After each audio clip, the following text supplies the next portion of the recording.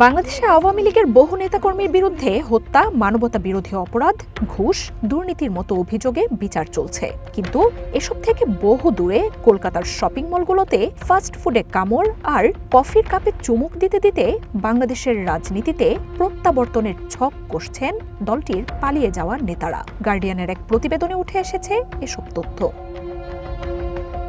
২৪-এর অভ্যুত্থানে শেখ হাসিনার পাশাপাশি আওয়ামী লীগের বহু নেতাকর্মীও পালিয়ে ভারতে আশ্রয় নিয়েছেন। গার্ডিয়ানের প্রতিবেদনে বলা হয়, এর মধ্যে বাংলাদেশ সীমান্তের কাছেই কলকাতায় রয়েছেন দলটির ৬০০-র বেশি নেতা। দলীয় কার্যক্রম চালিয়ে যাওয়া ও সংগঠন পরিচালনায় ভারত এখন আওয়ামী লীগের গুরুত্বপূর্ণ লাইফ লাইনে পরিণত হয়েছে। আসন্ন নির্বাচনে অংশ নিতে পারছে না, কার্যক্রম নিষিদ্ধ আওয়ামী লীগ। দলীয় প্রধান শেখ হাসিনাকে দেয়া হয়েছে মৃত্যুদণ্ড। তার রাজনৈতিক জীবন শেষ হয়ে গেছে, এমনটা মানতে রাজি নন শেখ হাসিনা। রায়কে ভুয়া ও নিজের বিরুদ্ধে আনা সব অভিযোগ উড়িয়ে দিয়ে ভারত থেকে ফিরে আসার জন্য পরিকল্পনা করে যাচ্ছেন তিনি। এর মধ্যে আসন্ন নির্বাচন বানচাল করতে হাজার হাজার সমর্থককে সংগঠিত করার উদ্যোগও রয়েছে।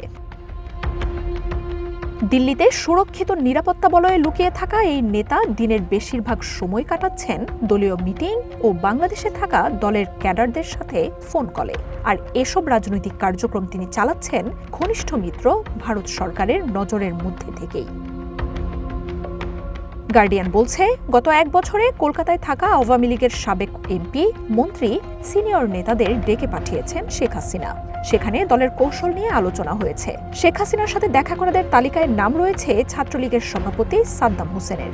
গার্ডিয়ানকে নিষিদ্ধ ঘোষিত ছাত্রলীগের এই নেতা জানান, বাংলাদেশের সব পর্যায়ের কর্মী, সমর্থকদের সাথে শেখ হাসিনা যোগাযোগ অব্যাহত রেখেছেন। সাদ্দাম হোসেন বলেন, সামনের দিনগুলোর লড়াইয়ের জন্য তাদের প্রস্তুত রাখার চেষ্টা করছেন দলীয় প্রধান।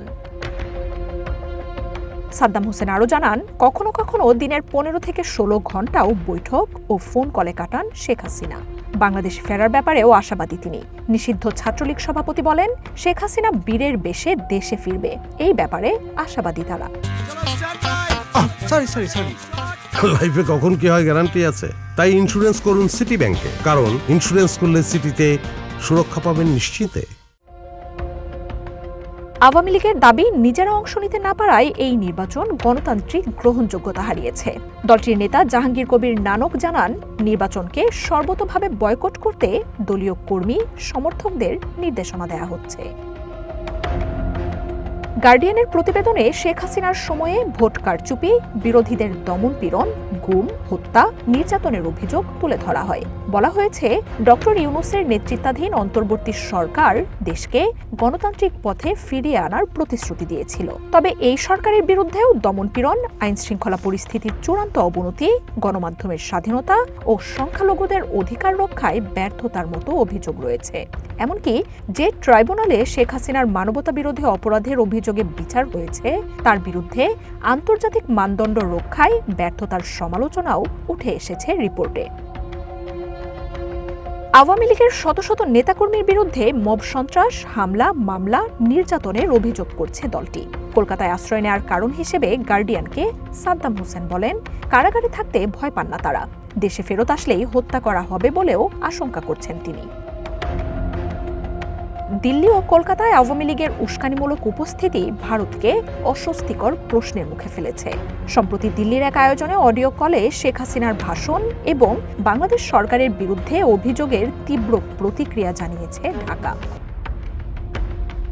তবে কলকাতায় থাকা দলটির নেতারা বলছেন, প্রত্যর্পণের ভয় পান না তারা। কলকাতায় নিজেদের আরামদায়ক বাসভবনে থাকা এসব নেতাদের মধ্যে বিভিন্ন অপরাধের অভিযোগের তেমন কোনো অনুশোচনাও নেই। ব্যক্তিগত নিরাপত্তা রক্ষিতে পূর্ণ বিলাসবহুল ভিলায় বসবাস করা দলটির সিনিয়র নেতা বাহাউদ্দিন নাসিম অভ্যুত্থানকে নিজেদের বিরুদ্ধে রাজনৈতিক ষড়যন্ত্র বলে দাবি করেন। তবে কলকাতায় থাকা দলটির সাবেক এমপি তানভীর শাকিল জয় অতীতে নিজেদের ভুলের কথা স্বীকার করে নেন।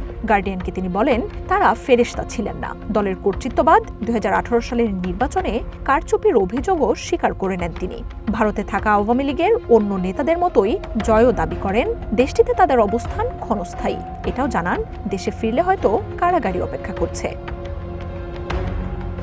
মার্জিয়া উপমা, ওয়ান ইন্টারন্যাশনাল ডেস্ক।